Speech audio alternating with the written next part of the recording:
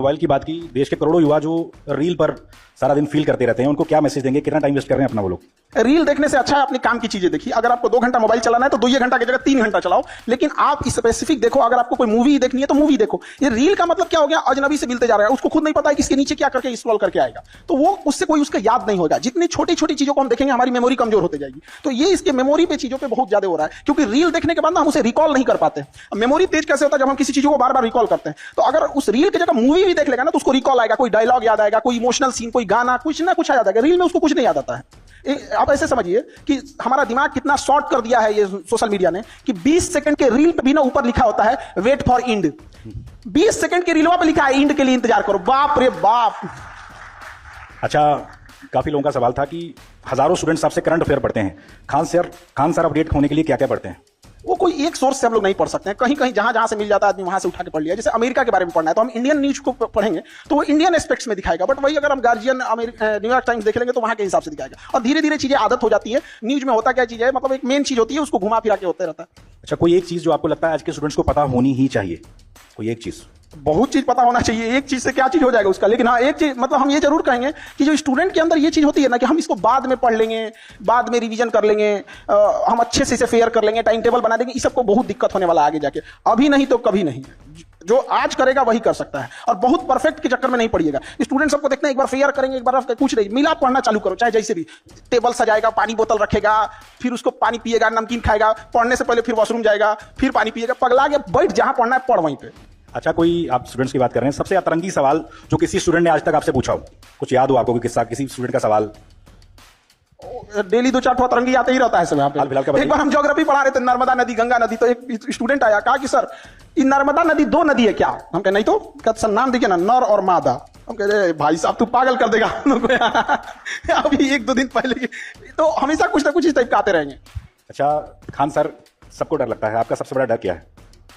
किसी चीज से डर लगता है खान सर को?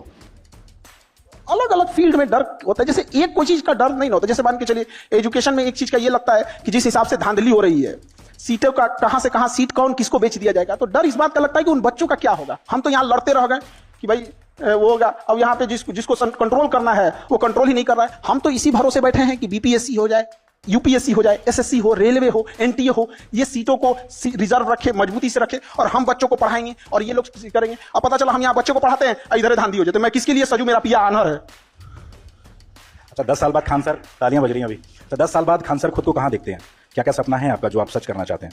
हम लोग प्रेजेंट में जीते हैं। 10 साल बाद जिंदगी कहां होगी आज से 10 साल पहले किसी को नहीं पता था 2015 में कि 2025 में क्या हो जाएगा। तो बहुत ज्यादा का प्रोजेक्शन नहीं होना चाहिए। हमको बस इतना लगता है कि हाँ इतना जरूर कहना चाहते हैं कि एजुकेशन आज से 10 साल बाद भी कोई ये बात जरूर याद रखेगा कि कोई इंसान था जिसने एजुकेशन के लिए हमेशा के लिए लड़ते रह गए। चाहे जितना बड़ा ऑफर हो जाए, चाहे कुछ भी हो जाए, एजुकेशन के लिए हमेशा बच्चों के लिए लड़े थे। आज भी गवर्नमेंट से लड़ना कितना टफ होता है तो आप लोग को तो यहाँ देखते होंगे, वहां पे बच्चों के लिए तो लड़ते लड़ते आदमी तो हमेशा उन्हीं के लिए रहेगा। अच्छा, आपको लगता है कि भारत को जो रिस्पेक्ट अब दी जा रही है पहले नहीं मिलती थी? चूंकि आप टीचर हैं, क्या लगता है कि दुनिया में अब ज्यादा भारतीय पासपोर्ट की धाक बढ़ी है पहले से? पासपोर्ट का तो उतना नहीं कह सकते। एक चीज हम लोग को समझना पड़ेगा, ये जो अंग्रेज हैं सब ना, या दुनिया जो भी है, तो ये हम लोग का इतना बड़ा मार्केट है, 140 करोड़ लोग हैं, कि डरेंगे तो इनके बाप।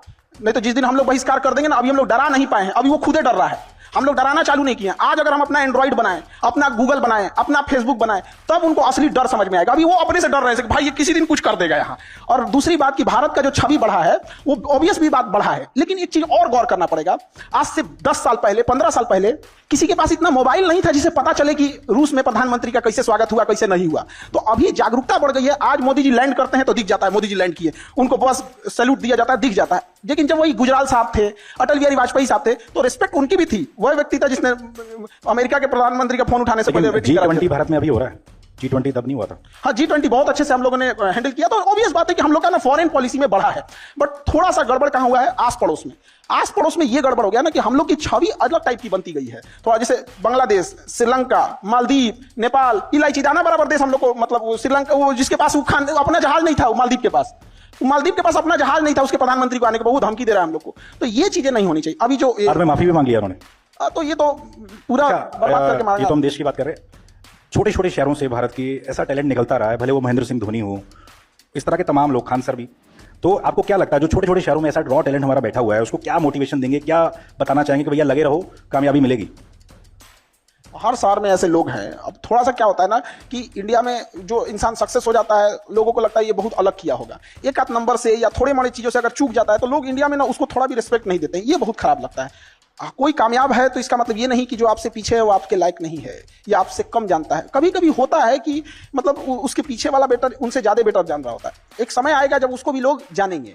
तो थोड़ा बहुत वही कहते हैं कि लगे रहना चाहिए। कामयाबी एक दिन में नहीं मिलती है, लेकिन एक दिन तो जरूर मिलती है।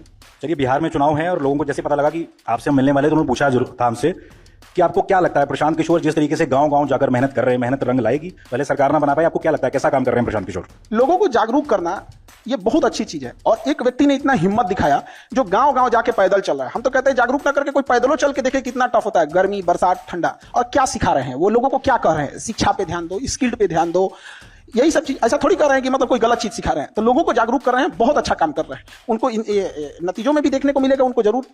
अच्छा, कल को कहेंगे भैया खान सर जुड़ जाओ हमारे साथ। आप लोग हमको ना पता नहीं, हमको कभी कभी लगता है कि हम पढ़ा रहे हैं तो आप लोग हमको ये नहीं कहते कि पढ़ाइए। बार बार हमको उधर क्यों खींच के लेके जाते क्या आप कह रहे हो? बहुत अच्छा काम कर रहे हैं। चलिए, इन्होंने तो मतलब हम क्या कहते, खराब काम कर रहे हैं? इन्होंने नीतीश जी की तारीफ कर दी, लालू की तारीफ कर दी, प्रशांत किशोर की तारीफ कर दी। बिहार में चुनाव है।